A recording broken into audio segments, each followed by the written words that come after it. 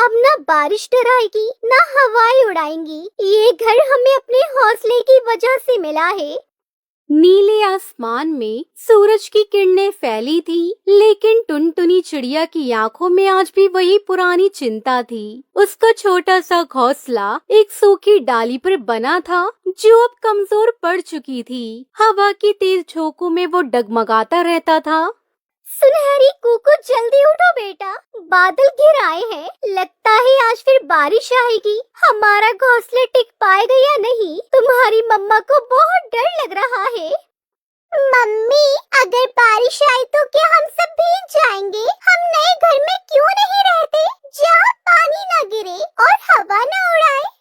टुनटुनी की आंखें भर आई। वो एक माँ थी और माँ का दिल अपने बच्चों को असुरक्षित देखकर टूट जाता है।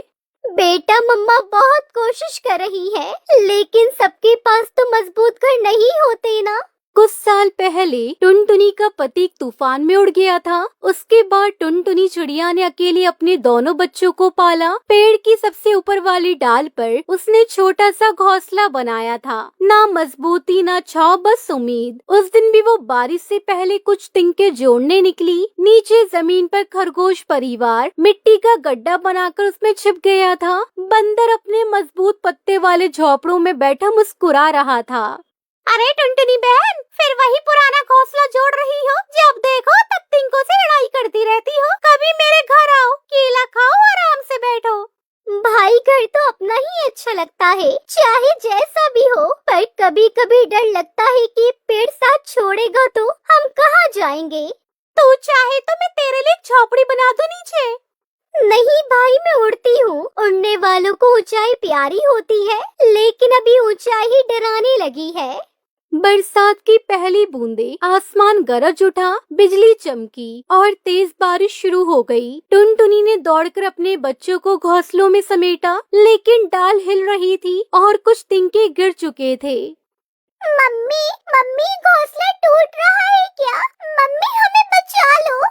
टुनटुनी ने पंख फैलाए और अपने बच्चों को ढक लिया। उसकी आंखों से आंसू बह निकले, जो बारिश की बूंदों में छुप गए थे। हे बादल, अगर तुम बरसना ही चाहते हो तो बरसो, लेकिन मेरे बच्चों को मत डराओ, मेरी डाल को मत तोड़ो। तभी एक आवाज हुई, बहुत धीमी लेकिन मधुर। टुनटुनी। टुनटुनी ने चौंक कर देखा। एक सफेद परी जिसके पंख रेशमी थे और सर पर एक छोटा सा ताज। तुम बहुत बहादुर माँ हो टुनटुनी। बारिश, तूफान, अकेलापन सब सह लिया, लेकिन हार नहीं मानी। आप कौन है?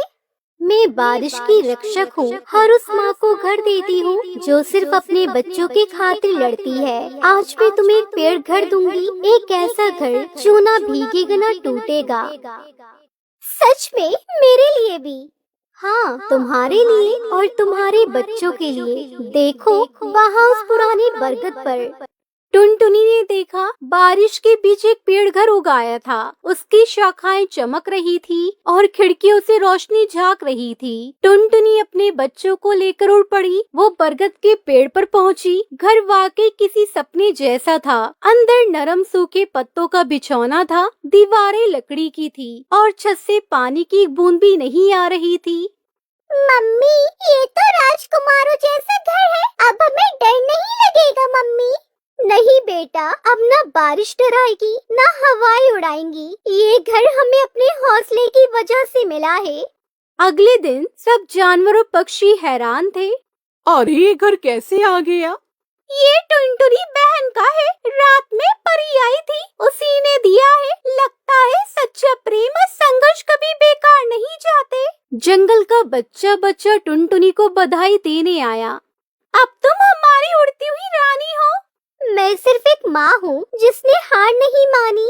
एक दिन फिर से बारिश आई। पेड़ घर के अंदर टुनटुनी अपने बच्चों के साथ बैठी थी। मम्मी, बारिश अब अच्छी लगती है, क्योंकि अब हमारे पास घर है ना बेटा? नहीं मम्मी, क्योंकि अब आप मुस्कुराती है। टुनटुनी ने दोनों बच्चों को पंखों में भर लिया। बारिश पहाड़ थी, लेकिन प्यार और सुकून अंदर। प्यार, हिम्मत और ममता की छत के नीचे बना पेड़ घर सिर्फ एक घर नहीं था, वो एक माँ की तपस्या का फल था। और यही थी टुनटुनी चिड़िया की सच्ची उड़ान।